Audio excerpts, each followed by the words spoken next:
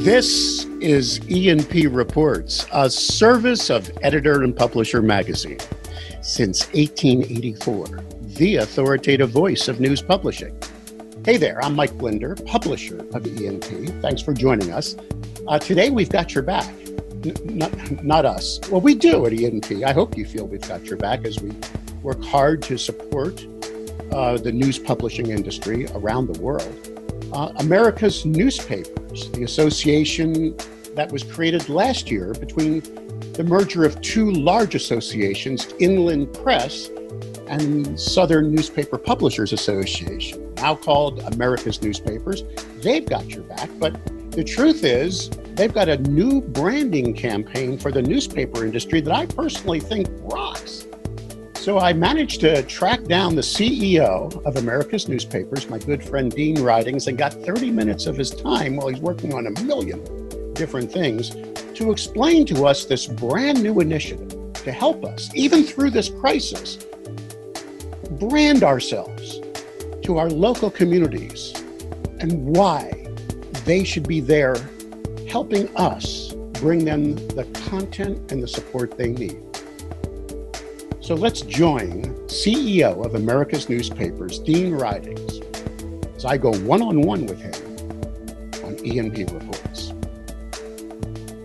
Dean, welcome back. It's so good to have you on E&P Reports. Again, we find you working out of your home here in Florida, I see, but still directing the staff at America's Newspapers, right? That's right. Good morning, Mike. Florida is my home, so I'm glad to be able to continue to work from here, and haven't been more than about 50 feet away from this office for a while.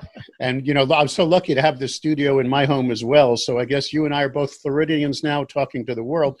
Before we get into our topic today, which I think is great, Newspapers Got Your Back campaign, that's what we're here. Let's just get some full disclosure going that E&P, Editor and Publisher Magazine, American Newspapers, have partnered on a number of initiatives. Number one, we're working together on a retargeting network along with Poynter Institute. Number two, we are working diligently on a new job board, which we'll be announcing next month. And I think that'll be crucial as we get back to work, and we start getting some of these furloughed journalists and get those salespeople back to work. But third is Media Virus Watch. That's the joint platform that American Newspapers, Editor and Publisher put together. It seems to be going really well as we combine our editorial teams, yours and ours, to curating all the content that's out there to help publishers manage through this. And then, of course, our own content as well. So I wanted to thank you on behalf of Editor and Publisher for the great organization you have and all the ways we're working together. It's our pleasure, and Mike, I love the idea and embraced it immediately when you said, why don't we put this together? Our members need resources. They need deep resources, and by working together, we're certainly able to do a lot more and provide those deep resources that are needed right now. So it's a pleasure to work with you and your team. Great. So that's MediaVirusWatch.com. Let's hope and pray it won't be needed in the next few months, and we can take that website down and slowly rebuild the industry. But I want to tell you personally how jazzed I was when I saw what you guys were working on with Newspapers Got Your Back. That to me was, and the reason I say that is, do you remember back in 2002 or 3 when the Newspaper Association of America came out with the Bonafide Classified campaign? Do you remember that? Yeah. Where they were trying to, separate our classifieds from Craigslist and all that. I thought that was a great idea. Right. But the graphic they came up with was a newsboy screaming extra, extra. And I was looking for it on the internet, but I couldn't find it because I think everybody just deleted it. How many people back then even knew what that was? There wasn't even the movie Newsies yet, if you know what I mean. So I thought it was archaic. First of all, let's watch this 11-second clip that I took from you that just shows graphically what you guys are up to. So let's watch that together. Stand by. Right.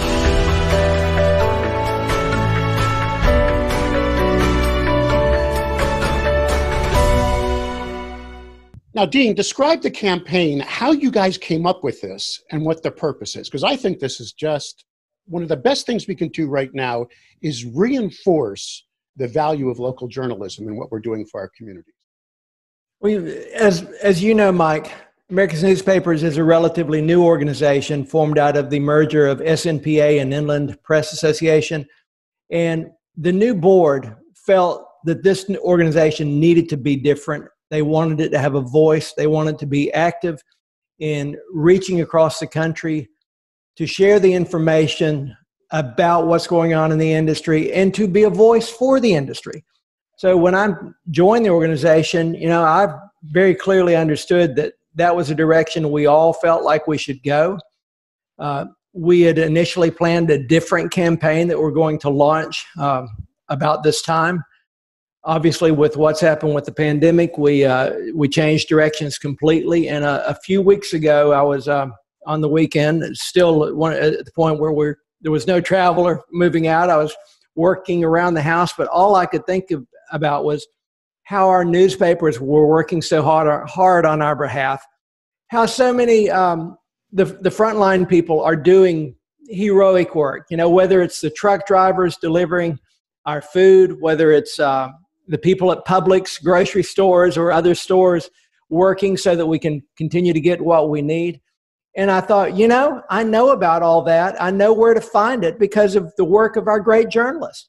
And they've got our back too. And I thought, that's our campaign. That's it. Who came up with the concept? Was that a joint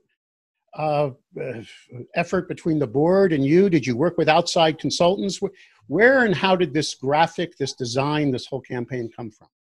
Well, our chief marketing officer, Greg Watson, is a very creative guy. He's got a lot of good ideas, and he and I worked together with the rest of our team to develop this. And then we've worked with an agency in Florida, Sandpaper Marketing, that's also owns one of our newspapers here in Florida, and they did a great job on delivering the final ads. Now, you're not charging for this. This is not just for your members. You're kind of giving this away to anybody who publishes a newspaper of any form, Stripe, free, weekly, paid, unpaid, you don't care. Is that what's going on? Absolutely. We want this out. We want people to use it. And we think it's important to run the ads in the paper, but we also want our members to push it out on social media. We want anyone to push it out on social media to get the message out, because I think the public forgets, the reason that they are aware of what's going on in the community is the hard work and sometimes the dangerous work that our journalists do. They truly have our back. So absolutely, we want anyone to use this. And, we are a business, Mike, and at the end of the day, we will need to have revenue just like ENP and just like our members do. But at this time, kind of like you've done, we've said, right now, we're in at 100%. We're going to do everything we can to help anyone in the industry, because this is a time we need to band together, to work together, to be stronger. I found that fascinating that I was able to go to the link you provided. Once again, if anyone wants to download these PDFs, the video, the social media creative you've put together, all you got to do is go to newspapers.org, right? Click the link there, fill out the form. You don't even have to be a newspaper. You just fill it out, and you're going to get the link to download everything you need, right? That's right. It's that simple. And we're delighted for people to localize the ads. We've had quite a few requests for that. That's fine. We ask that you keep the intent, but if you want to say I live in New Smyrna Beach, the New Smyrna Beach News has your back, that's fine with me.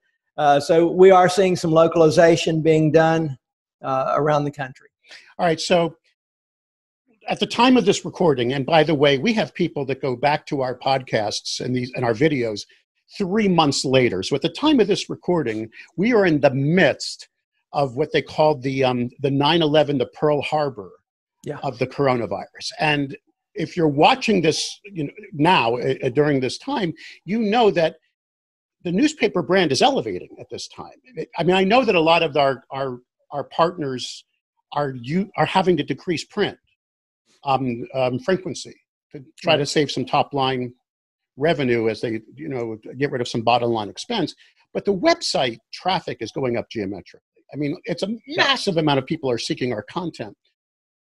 This is a good time to release this, isn't it? I mean, there's nothing wrong with branding yourself while people are exploring our content. I believe in good marketing. Right. I think it's very important. And I think we as an industry have not done the best job, even though we are in the business of helping so many of our own advertisers be successful. We have not done it for ourselves. And, I think part of the problem is you have to be willing to fail. You have to be willing to not everyone like your campaign.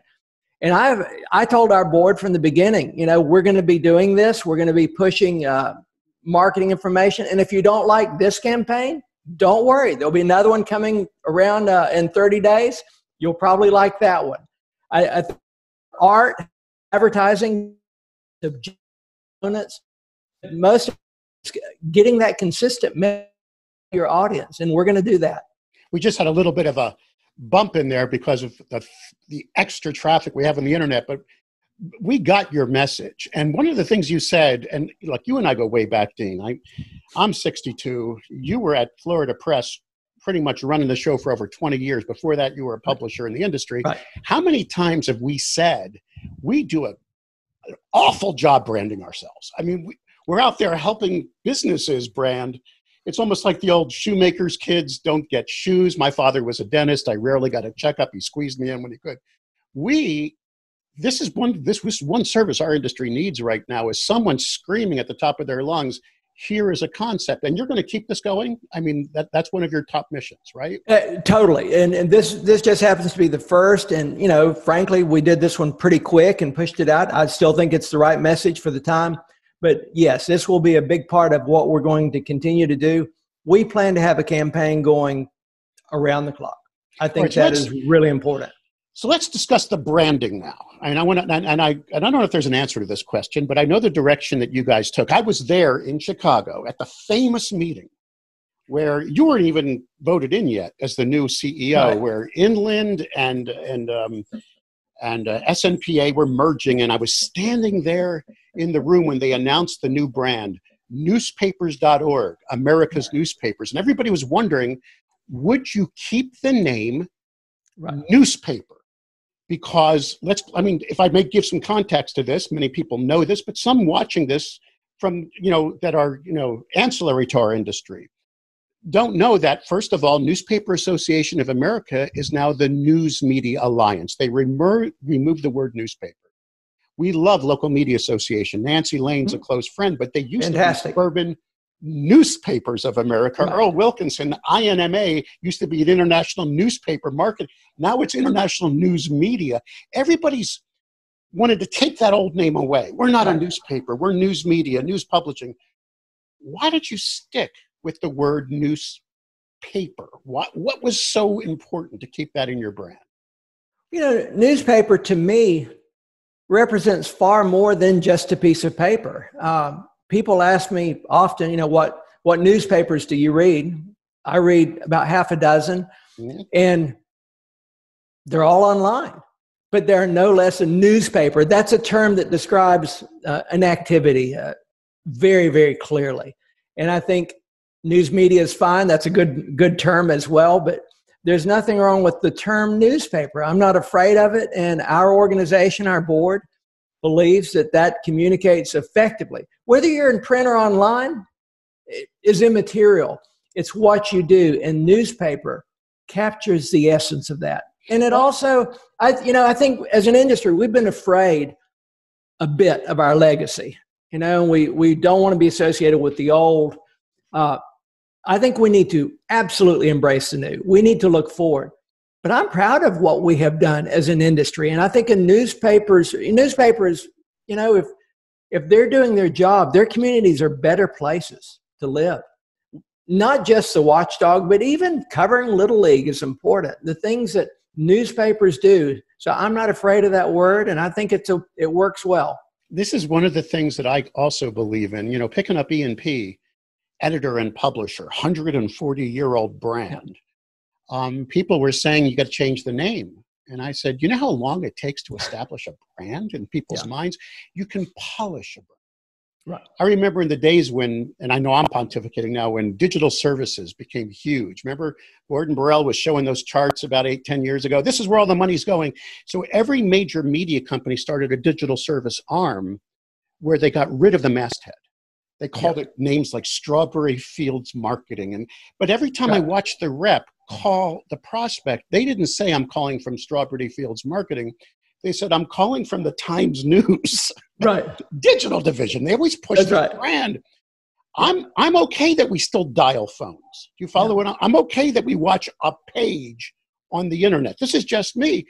I don't think you have to take the word newspaper and define it only as paper. You can polish it up and make it exciting and new at the same time. So you guys made that call as the largest association to keep that name in. Now, what if a pure play, what I mean by pure play is someone who was a newspaper decides that they're not going to print anymore, which could happen in our society. Sure. It's happening as we speak with some alternative weeklies.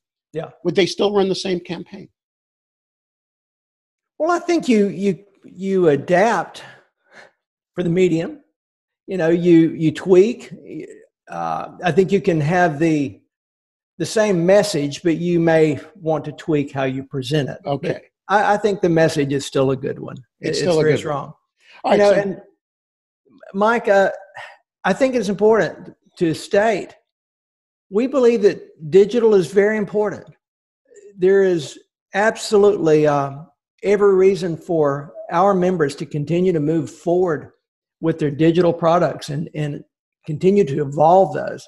So I don't want to give you the wrong impression that we're stuck in print. Print is great.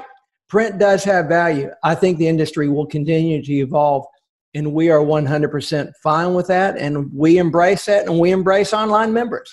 I still train a lot of sales reps, and I always say, print's not dead. It's just part of your niche product. Yes. Suite toolbox of services. You've got this digital product. You've got this racked product. You've got these vertical products. You've got that print product. You've got that. And they're just all, maybe I'm getting too basic, but I always train a salesperson. All you do for a living is rent an eyeball, right? Right. Whether it's print or digital. Learn the needs and goals of the customer. Decide which platform is appropriate to rent to them, correct? That's right. And that's what we do. So let's get into how your campaign can help the top line revenue. Sure. And again, if you're watching this recording years later, I mean, these are all archived, but right now we're in the midst of another battle in our industry. Yeah. Do we put up paywalls or don't we? I mean, and we're still analyzing that. Some reports are coming out now from Dr. Iris Chai down at in Texas, who's now saying that, paywalls aren't working. And I got a guy that I put on a podcast a little while ago who did an editorial in our paper, is getting blasted by saying, I'm running things wide open. And then there's membership revenue, right? That's the new play where, okay, if you support us, or if I can use your term, we've got your back, then support us. Give us, even though it's almost a play like public broadcasting, but it ain't because we're not nonprofit. Yep. This same campaign can help support those efforts as well, correct? Giving someone the feeling on why they should pay for our content. There's no question, and if you look back at our legacy, I think newspapers have had an interesting relationship with their communities and almost serve they serve a public interest role. And I think most publishers really understand the need to provide their communities with information of value. And they take that role as seriously as they do making money. You have to make money in a business to survive. There's nothing wrong with that. That's a good thing. But we also do have that public serving role. And I think our industry gets that. And I think as we are being less afraid to say to the public, we are doing this for you. We need your help. We're in this together. There you go. All right. So we're now in a place where Ken Doctor is screaming about the next 5 years. And he always said, we just interviewed him on a podcast. I love the way he said, I'm always 95 point something percent. Right. He's got this crystal ball, because it went from Newsonomics to this to that. Yeah. His prediction is 2 words will help us survive. And I wanted to get your opinion on this while we only have a few more minutes together. Sure. He said, if you got money and time, you're going to be okay. But if you don't got money and time, this crisis could be the end. What are you hearing from the members? Are they confident they're going to get through this? Are they praying for less length of time for the pandemic? What's going on? What are you hearing as you guys are chatting with your hundreds and hundreds of members? Well, Gordon is, as he typically is, I think he's on to something. I think he's pretty accurate. It's I think money and time, I think you could take that money word and use debt. Too much debt's a problem for any business. And I think we will see a number of businesses outside of the media industry that will fail if they have too much debt. It's going to be hard to weather 30, 60, or 90 days without your revenue stream. So I think he's spot on. What I'm hearing is a mix. This is a really, really difficult time for all newspapers across the country. It's a difficult time for retailers. I think it's important not to, oh, poor us. It's our whole country is facing a challenge like we've certainly not seen in my lifetime. So it's far more than just the news industry that's being affected. But if a newspaper is already struggling, if they have too much debt, if they've made the cuts they can make, then it's hard, Mike. It's a difficult time, and I think some are struggling to make it through. And some are doing fine. There are a number of companies that have been very smart. They don't have the debt load. They're able to weather the storm. But I think we're going to see a variety of responses coming out of this. The frequency issue, of course, is still a big one that we're all watching. I think this will continue to accelerate some of the frequency changes. It will accelerate some of the habits that our audience have developed. So it will continue to change things, but I think it's accelerating it. All right, so we've discussed the top line revenue. If I may put on, and I've said this maybe 5 times now, but I'm kind of a closet historian. I read a lot of history, and I've always said that, and I've said this before, this crisis creates change. I mean, you go back in time, if it hasn't, people tend to not want to change unless there's a crisis. So one of the things we're watching change is print frequency. That's a no-brainer. But what about the idea that I don't really need an office anymore? I mean, I run E&P virtually. The moment I took it over, I mean, we have a staff in California. My editorial team is comfortable there. I think when I fly in there to visit them every quarter, I'm just wasting time. We work remotely. Right. I used to joke every time because remember, for 22 years, I was a consultant coming in and out of papers. I used to go, I just walked into a newspaper building with 5 conference rooms and I couldn't get one book for the day. I mean, what are all these people sitting in conference? What are these cavernous places? Are you seeing a change in your membership understanding now that maybe not everybody's got to have those expenses as well? Are we retraining ourselves to be more in a Zoom environment? I mean, what are you hearing? Oh, no question. Particularly when you look at your sales teams, you want them out. You want them to have the tools they need. But sitting in an office has never been the most important function that our sales teams do. So I had a boss years ago who taught me sales. He said, I don't even want the salespeople to have a comfortable chair. But anyway, go ahead. So you're seeing the editorial side too? I mean, are editorial people stepping up to the plate and contributing virtually? Absolutely. Yeah, we're seeing that across the country. I think the majority of newsrooms have gone virtual now, and I'm sure it is another way to cut expenses without cutting anything that really matters. Does it matter if you have a huge office downtown? It's nice to have that presence, but the large office for every employee doesn't probably make sense going forward. I think we'll continue to see that change. One of the ways that the large groups, I'm not going to mention the name right now, that is in the news as we speak, has downsized, and they did this pre-coronavirus, was to eliminate publisher positions, regional managers, regional editors. I don't want you to take sides on this, because one of the things is you also have members. But Sure. are you hearing? Is that local publisher, that local manager, still a key fixture in the community? Something you're hearing that is important to that newspaper brand? What do you think? Well, there's no question that having a local leader in the community, whether that's titled the publisher, VP of revenue, General editor, manager, right? having someone to be active in the community has been very important. I believe it's still important today. Unfortunately, some of the larger companies have been faced with daunting challenges in reducing their expenses.